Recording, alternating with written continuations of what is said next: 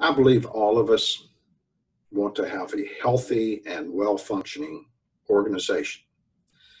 But in order to do that, we first have to build a good team. And every team has to overcome 5 basic dysfunctions, irrespective of who's building that team. The first that we have to overcome is the lack of trust.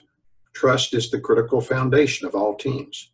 To establish trust, everyone in the organizational team must become vulnerable.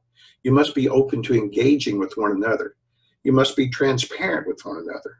Team members must understand what they're good at, their skill sets, and what they're not good at, and if they make a mistake, how they can own up to it. Without trust in one another, you can't build a team. Second, without trust, you can't overcome conflict, and conflict is actually okay. When it comes to building a real team, conflict is even good. Conflict is necessary and required. When we have trust, conflict, well, it simply becomes nothing more than the expression of the passion that we have for the pursuit of truth. Conflict can help us get to the best possible answer because everyone has the opportunity to weigh into the decision. Everyone has the opportunity to voice their issues, concerns, or questions, and we help the team reach consensus through the collaborative informed consent process. Why is conflict so important? Because without constructive conflict, we encounter the third dysfunction, which is the lack of commitment. Teams that don't engage in open, constructive conflict don't ever commit to decisions that are made. And without commitment, the team's just passive. It goes along to get along, or it looks up to the parents to answer the question. When we're committed, everyone is bought into the decision because they have weighed in on that decision. And when commitment exists, the team realizes the decision is what they're good at, and they're going to go do it, and they're going to be successful. Without commitment, we encounter the fourth dysfunction, which is the most common, and that's the failure of the team to hold each other accountable. When teams are committed, they're willing to confront one another in a constructive way about shortcomings in their behavior and the team's performance.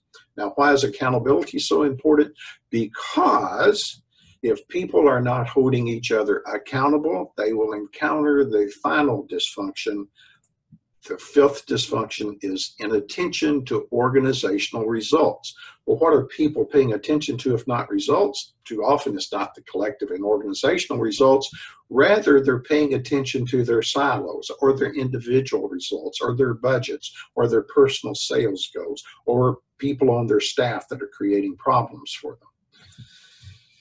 So, if we are to achieve and focused on organizational results, the team must, 1, trust one another, 2, engage in healthy, constructive conflict, 3, commit to decisions, 4, hold one another accountable for those decisions, and then 5, only then can the team achieve organizational results.